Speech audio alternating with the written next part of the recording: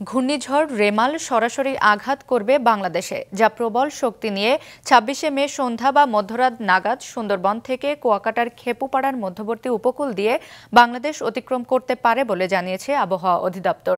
বর্তমানে বঙ্গোপসাগরে নিম্নচাপ অবস্থান করছে, যা আজ রাতে গভীর নিম্নচাপ এবং শেষ রাতের দিকে ঘূর্ণিঝড় রেমালে পরিণত হতে পারে।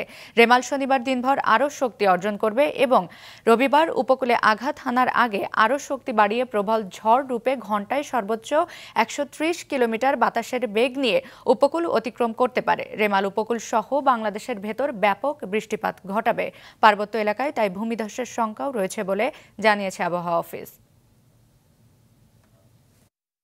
এখন যেই অবস্থানটা দেখাচ্ছে তার কেন্দ্রটাই বাংলাদেশের উপরে দেখাচ্ছে। এই অবস্থায় ডান পাশ বাম পাশ দুটোই আমাদের দেশের উপরে অতিক্রম করার সম্ভাবনা আছে।